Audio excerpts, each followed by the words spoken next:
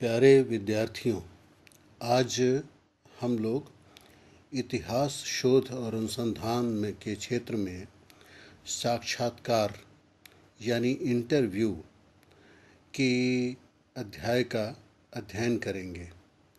बच्चों, ये आधुनिक इतिहास में इसका प्रयोग अधिक हुआ है जब आप अपने शोध या अनुसंधान के दौरान किसी इतिहासकार का साक्षात्कार करें या किसी विशिष्ट स्थान के उत्खननकर्ता का साक्षात्कार करें या किसी जीवित स्वतंत्रता सेनानी का साक्षात्कार करें या किसी राजा या राजवंश के किसी व्यक्ति से किसी विषय विशेष पर आप साक्षात्कार करें या किसी पुरानी सरकार के पूर्व मंत्री या किसी पूर्व मुखिया से साक्षात्कार करें, तो इससे जो है इतिहास अध्ययन और शोध में इस सुविधा को रखा गया है। अनुसंधान के क्षेत्र में जब आप डाटा कलेक्शन करते हैं, सामग्री को संग्रहित करते हैं, तो उसकी ये एक बहुत ही आम प्रचलित पद्धति है कि जब आप आमने सामने बात करते हैं, वार्ता के दौरान उस व्यक्ति की भावनाओं, उसकी मनोवृत्तियों और अन्य बातों को उससे जाना और समझा जा सकता है।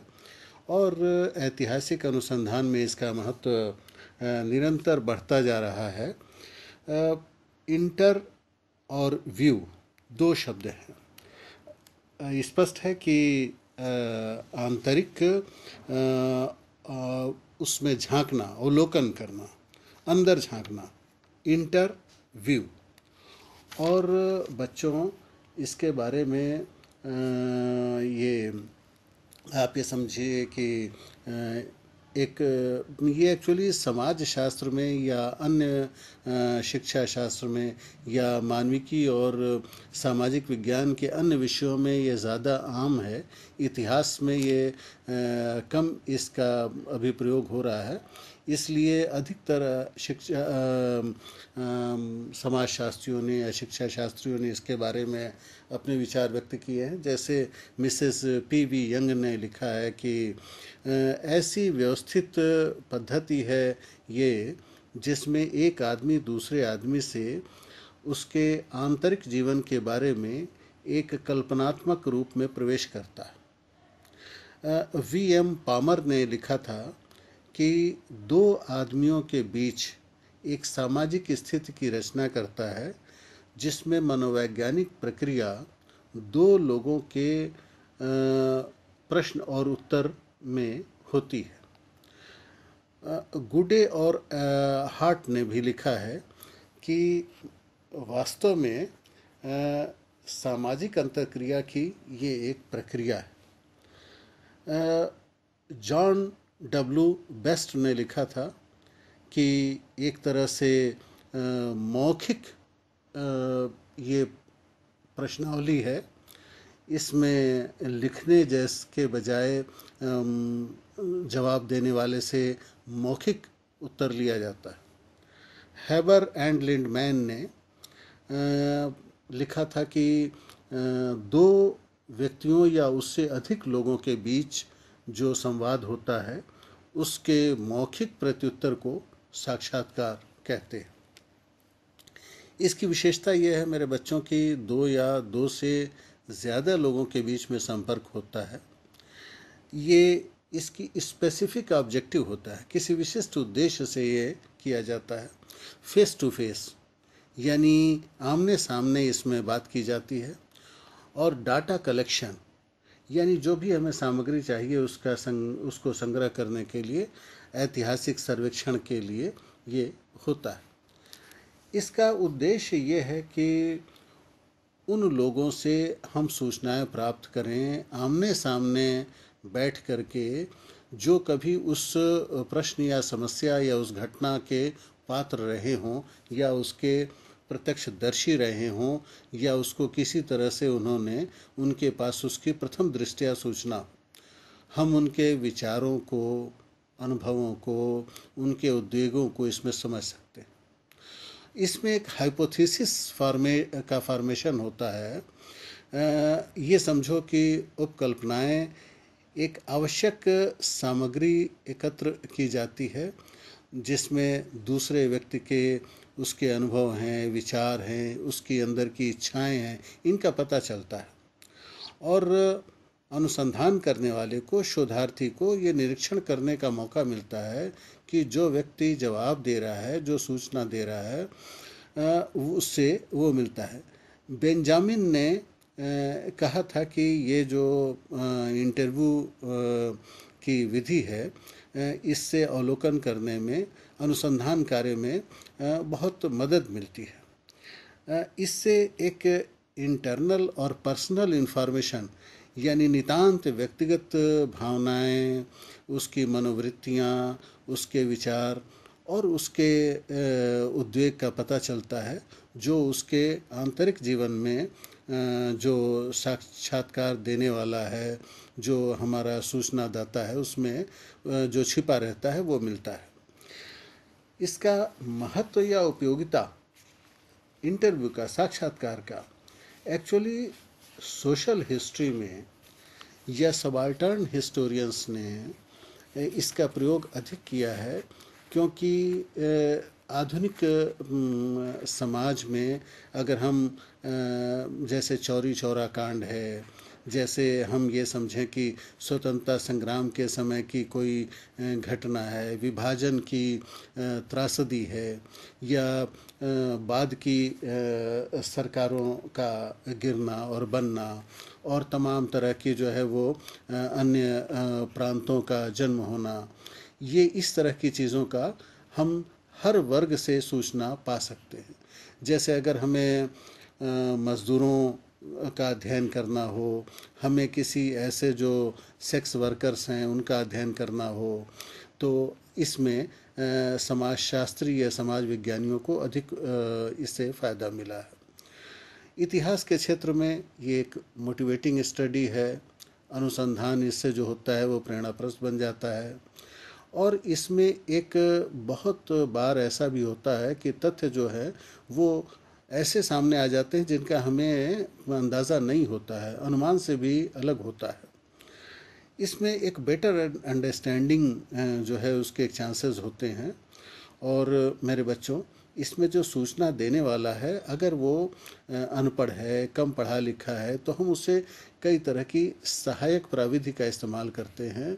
उसकी भाषा की समस्या आती है उसकी राय जानने में, तो हम अगर उससे प्रत्युत्तर नहीं मिल पाने की संभावना होती है तो हम कोई रास्ता निकालते हैं। और इसमें जो है वो बहुत ही अदृश्य बातें जो हैं, जो अमूर्त होती हैं, उनका हमें पता चलता है, हमारे अध्ययन में सहायता मिलती है। और ये सोशियो साइकोलॉजिकल स्टडी में हमको एक काफ़ी मदद इससे मिलती है। जो पूर्व की घटनाएं हैं, भूतकाल में जो हमारी ऐतिहासिक घटनाएं हुई, आधुनिक इतिहास में विगत 50-75 वर्षों में जिनके पात्र अभी जीवित हैं, तो उनका वास्तविक परिचय हमें मिलता है। उसकी यथार्थ जानकारी हम पा सकते हैं उस विशेष घटना की, उससे प्रभावित लोगों से मिल करके उनका अध्ययन किया जा सकता है। इससे डाटा का वेरिफिकेशन भी हो जाता है बच्चों। जो रिसर्चर है वो उसका स्पष्टीकरण कर सकता है। आमने सामने बैठकर एक दूसरे को हम जो है इसमें उससे बात उगलवा भी सकते हैं, कई उससे हम ऐसी विधियां अपना सकते हैं। लेकिन इसकी कुछ सीमाएं हैं, लिमिटेशंस है इंटरव्यू की। ये एक, अगर किसी की स्मृति दोषपूर्ण हो, वो पूर्व की घटी घटनाओं के बारे में लगभग विस्मृत हो चुका हो, या बहुत ही बुजुर्ग हो, उसको न याद आ रहा हो, तो इसमें वैल्यूज़ की वेरिएशंस भी काफ़ी मिलते हैं। सामाजिक स्थिति में अगर अंतर है, जैसे बताने वाला व्यक्ति का अगर दृष्टिकोण कुछ अलग है, वो अमीर है, गरीब है, उससे उसको लाभ मिला, उससे उसे घाटा हुआ, तो स्वाभाविक तौर पर उसकी विश्वसनीयता प्रभावित होती है। और ये कभी कभी सुपरफ्लुअस डाटा हमें मिलता है यानी कि हमें ऐसी जानकारी भी मिलती है जो बहुत बढ़ा चढ़ा करके हमारे सामने पेश की गई हो। सूचना और आंकड़ों की अगर दृष्टि से हम देखें तो इसमें कुछ हमें ज़रूर सामग्री मिलती है। अनुसंधान करने वाले को, रिसर्चर को कई जगह वो प्रश्न को तोड़ मरोड़ करके सूचना देने वाले को प्रभावित भी कर सकता है, प्रभावित भी हो सकता है। कहीं कहीं सूचनाएं जो हैं वो हीन भावना से प्रकट नहीं की जाती हैं, अगर उनके साथ कोई ऐसा दुर्व्यवहार या दुर्घटना हुई हो या कोई डर हो उनको। व्यक्तिगत बातें जो हैं इसमें सूचना अजनबी रिसर्चर को उस शोध करने वाले के सामने भरसक नहीं प्रकट करता है। इतिहास में इसे एक अनसाइंटिफिक टेक्निक लगभग मानी गई है कि साक्षात्कार यानी इंटरव्यू को, इस विधि को इतिहास में बहुत अधिक विश्वसनीय कभी नहीं माना गया, क्योंकि जो साक्षात्कार करता है अगर वो कुशल है, अनुभवी है, बहुत ही तीक्ष्ण बुद्धि का है, बहुत ही उसको मनोवैज्ञानिक दृष्टिकोण उसका बहुत ही गहरा है, तो वो कुछ बातें ज़रूर पता कर लेगा। अदरवाइज़ उसकी विश्वसनीयता हमेशा जो है वो घपले में रहती है। और ये खर्चीला भी है, क्योंकि आप पुस्तक तो कहीं भी पा सकते हैं। आज के ज़माने में लाइब्रेरी और गूगल और तमाम वो क्या कहते हैं नेट की विधियां हैं, लेकिन इसमें उस व्यक्ति तक जाना, उससे समय लेना, ये सब खर्चीली बातें। इसको रिसर्च इंटरव्यू कहा जाता है बेटे, इतिहास में इसको रिसर्च इंटरव्यू कहा जाता है। और इसमें सामाजिक विषयों और घटनाओं का जो रिसर्चर अध्ययन करता है वो कई तरह से करता है। जैसे एक फॉर्मल इंटरव्यू लेता है, फॉर्मल इंटरव्यू में कुछ चीज़ें कंट्रोल्ड होती हैं, गाइडेड होती हैं, स्ट्रक्चर्ड होती हैं, प्लान्ड होती हैं। आप ये समझिए कि साक्षात्कार सब कुछ पहले से तय होता है।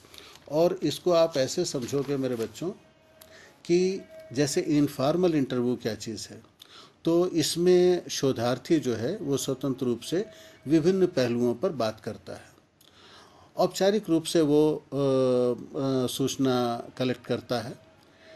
कुछ ये पर्सनल इंटरव्यू होते हैं। सिन पाओ यांग ने लिखा है कि एक आदमी दूसरे आदमी से मिलता है और फिर उसका जो है साक्षात्कार करता है। प्रसिद्ध समाजशास्त्री बोगार्डस ने लिखा था कि अभिवृत्तियाँ परिवर्तन व्यक्तिगत साक्षात्कार की सबसे अच्छे रूप से इसमें पाया जा सकता है। ग्रुप इंटरव्यू भी होते हैं, इसमें गोपनीयता का अभाव होता है, खुलकर लोग बातें नहीं कर पाते हैं और ये विश्वसनीय नहीं होता है। विद्यार्थियों, इसमें कुछ स्टोरी टाइप साक्षात्कार होता है जिसमें बड़े धैर्य से विभिन्न पहलुओं को किसी तरह से उजागर करना होता है। फिर फोकस्ड इंटरव्यू है, किसी विषय विशेष पर, घटना विशेष पर। और इसको आप ये समझो कि कम्युनिकेशन रिसर्च में हम इसका ज़्यादा प्रयोग करते हैं। सबसे पहले इसको रॉबर्ट के मर्टन ने रेडियो के जो जनसंचार का माध्यम है उसके प्रभाव के अध्ययन के लिए इसका प्रयोग किया था। जब साक्षात्कारदाता निश्चित और विशेष परिस्थिति में उस शोधार्थी को मुख्य विषय के बारे में वो देखता और जानता है। इंटरव्यू के लिए एक इंटरव्यू गाइड तैयार किया जाता है, एक निर्देशिका बनाई जाती है। विशेष करके शिक्षा शास्त्र में, समाज शास्त्र में बनाते हैं लोग। ये कुछ वर्णनात्मक रूप में होता है, कुछ स्वतंत्र साक्षात्कार होता है, कुछ रिपीटेड इंटरव्यू होते हैं बेटे। इन्हें विशिष्ट क्रम में जो है जो बातें पता चलती हैं उन्हें बार बार पता किया जाता है। कुछ आपने देखा होगा पोल टाइप इंटरव्यू होते हैं, जैसे कि एक अनुसूची तैयार की जाती है, क्वेश्चनायर तैयार किया जाता है, कुछ उसमें विकल्प होते हैं और सूचनादाता उन विकल्पों से जवाब देता है। ओपन इंटरव्यू होता है, आप जानते हैं कि खुले प्रश्न पूछे जाते हैं। अनस्ट्रक्चर्ड इंटरव्यू भी होता है जिसमें अनौपचारिक साक्षात्कार की तरह होता है। और एक डायरेक्ट इंटरव्यू होता है जैसे प्रत्यक्ष साक्षात्कार, एकदम आमने सामने बैठकर फेस टू फेस बात होती है। इनडायरेक्ट इंटरव्यू होता है, ये जैसे आधुनिक तकनीकों में टेलीफोन है और इंटरनेट है और तमाम ऐसे जो आजकल सुविधाएं हैं उनसे जो है वो की जाती हैं। इसे अनेक चरणों में संपादित किया जाता है। गुडे और हार्ट ने लिखा था कि फिजिकली, भौतिक रूप से साक्षात्कार सामाजिक अंतः क्रिया की ये प्रक्रिया, इसको शुरू करना, इसको संपन्न करना एक कला है। बहुत ही सावधानी से, सतर्कता के साथ इसमें ज़रूरत पड़ती है। इसमें विधिवत इसकी योजना बनाई जाती है, इसको संगठित करना, ऑर्गेनाइज करना होता है और उस अनुसंधानकर्ता को, रिसर्चर को उस प्रश्न विशेष का, उस समस्या विशेष की नॉलेज होनी चाहिए, यानी नॉलेज ऑफ द प्रॉब्लम उसको होना चाहिए और उसको उत्तरदाताओं का चयन करना होगा, किन से वो बात करे। इसमें प्रिलिमिनरी नॉलेज उसको बहुत ज़रूरी है कि उस विषय के बारे में उसको प्रारंभिक जानकारियाँ हों, कुछ प्राथमिक जानकारियाँ हों। और टाइम का फिक्सेशन है, प्लेस ऑफ इंटरव्यू है, ये सारी चीज़ें तय होनी चाहिए। Mrs PV. यंग ने लिखा था कि एक जगह पर सबसे ज़रूरी होता है कि साक्षात्कार देने वाला बहुत ही अपनी आसानी से उपलब्ध हो। और साक्षात्कार के कुछ यंत्र होते हैं, कुछ उपकरण होते हैं, जैसे मैंने बताया इंटरव्यू गाइड है, इंटरव्यू शेड्यूल है, जिसे निर्देशिका, अनुसूची, ये सब अनौपचारिक चीज़ें हैं। लेकिन इसका कार्यवाहक यंत्र भी बनाया जा सकता है, हाथ का हाथ कुछ इसके इसका मानक यंत्र का को निर्माण किया जाता है। जो सूचना दाता है उससे सबसे पहले कांटेक्ट इस्टेब्लिश किया जाता है, उसको अपना उद्देश्य बताया जाता है कि किस लिए हम आपका ये इंटरव्यू लेना चाहते हैं, उस इतिहासकार से या उस स्वतंत्रता सेनानी से या उस राजवंश के व्यक्ति से या उस पूर्व मंत्री से या उस घटना से प्रभावित व्यक्ति से। Mrs PV. यंग को मैं बार बार आपके सामने उद्धृत कर रहा हूँ कि वो लिखती हैं कि इस भेंट का उद्देश्य कि ये साक्षात्कार क्यों किया जा रहा है, ये उसको बताना ज़रूरी होता है और उससे एक कोऑपरेशन, एक बहुत ही कोऑपरेटिव रिलेशन बनाना होता है। गुडे और हार्ट ने इस बात को कहा था कि शोध का उद्देश्य स्वीकार करना और जब बातचीत की जाए उसकी स्थिति के पहले उनको वो निश्चित होना चाहिए। विधिवत रूप से प्रश्न पूछना चाहिए, क्रम से, स्टेप बाय स्टेप, और ये एक्सप्लोरेटरी होना चाहिए, यानी कि आपको पता करना है, निकालना है, कुछ उसमें से ढूंढना है, खोजना है। उस व्यक्ति को रिकॉल करने के लिए उत्साहित किया था कि याद करो, कुछ उपयोगी सूचना उससे निकलवाई जाए, उसे स्पष्ट किया जाए, कुछ दुर्लभ बात, कोई बहुत ही बहुमूल्य बात, जैसे किसी राजवंश के पास कोई वंशावली हो, कोई ऐसी सनद हो, कोई ऐसा फरमान हो, कोई ऐसी उसके समय की कोई घटना हो, कोई ब्रिटिश साम्राज्य से प्राप्त कोई उसको किसी तरह की संधि हो जिस पर हस्ताक्षर किया गया हो, पूर्व मंत्री कोई ये स्मरण करे कि कब उसकी सरकार गिरी या बनी, या ऐसे कोई स्वतंत्रता सेनानी बताए कि कब कहाँ बम फूटा, कब कोई जो है वो सरकारी ख़जाने की कोई लूट हुई या किस समय किसी ब्रिटिश अफसर की हत्या हुई। तो इस तरह से इसमें संतुलन बनाए रखना होता है। फिर बेटे मैं एक बार फिर मिसेस पी.वी. यंग को आपके सामने उद्धृत करूंगा कि वो संतुलन को बनाए रखने के लिए, यानी बैलेंस को मेंटेन करने की वकालत करती हैं। और इसके बाद आती है कि उस इंटरव्यू को, साक्षात्कार की राइटिंग कैसे हो, उसकी रिपोर्टिंग। तो इसमें आप जानते हैं कि पहले तो कॉपी पेंसिल से लिखा जाता था। आदमी एक कूट भाषा जानता था, जिसे आप स्टेनोलों को देखा होगा आपने, वो संकेत की भाषा में लिखते हैं उसे। अब तो टेप रिकॉर्डर आ गए हैं और वीडियोग्राफी होने लगी है, तो इस तरह से भी साक्षात्कार जो है वो अपने नए युग में प्रवेश किया है।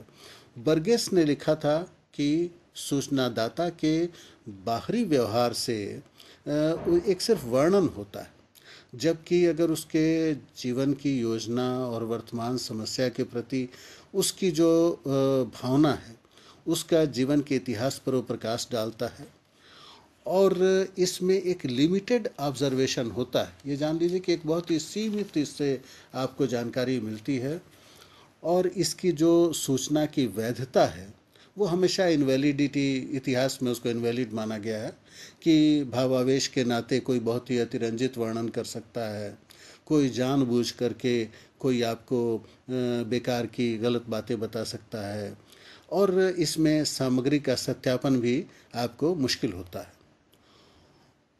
कोमारोव्स्की ने लिखा था कि अगर हमको बहुत ही खोजपूर्ण प्रश्न या बहुत ही विशिष्ट और विस्तृत सूचना प्राप्त करनी है तो हमको उसका तुलनात्मक अध्ययन करना होगा, पुराने स्वाभाविक अंतर संबंधों पर को देखना होगा और तर्क के आधार पर उनको तौलना होगा। मेरे बच्चों, आपको प्रोफेसर गुडे एंड हार्ट की एक बात बताता। उन्होंने कहा था कि साक्षात्कार निर्देशिका की सूची साक्षात्कारकर्ता को सूचनाएं एकत्र करनी होती और मिसेस पीबी यंग ने भी कहा था कि साक्षात्कार अनुसूची कोई मौखिक प्रश्नावली नहीं होती। इसकी उपयोगिता के बारे में हम जब बात करेंगे तो ये कई जटिल समस्याओं को जनसमूह के अध्ययन के लिए इसकी आवश्यकता पड़ी, जैसे कि कोई जुलूस निकल रहा है, चौरी चौरा का जुलूस निकल रहा है, भारत छोड़ो आंदोलन का 1942 में बम्बई में जुलूस निकल रहा है, या स्वतंत्रता संग्राम के समय जश्न मनाया जा रहा है, या भारत विभाजन के समय बड़े बड़े जत्थे जो है वो इधर से उधर आ रहे हैं, जा रहे हैं। तो इनके बारे में हम बात करते हैं और इसकी समस्त पहलुओं के बारे में साक्षात्कार किया जाता है। भावनात्मक परिस्थितियों का पता चलता है। ये कंपैरेटिव स्टडी के इस पर कंपैरेटिव स्टडी करके ही किसी निष्कर्ष पर पहुंचा जा सकता है। इसकी जो निर्देशिका है उससे समय और धन की जो है वो थोड़ी सी खर्च कम हो जाता है। तो बच्चों, इस तरह से इतिहास शोध और अनुसंधान के क्षेत्र में इंटरव्यू यानी साक्षात्कार, जैसे मैंने पहले कहा था कि इंटर यानी अंदर, आंतरिक रूप से, व्यू यानी झांकना, अवलोकन करना, यह इसके बारे में आज हमने अध्ययन किया। धन्यवाद।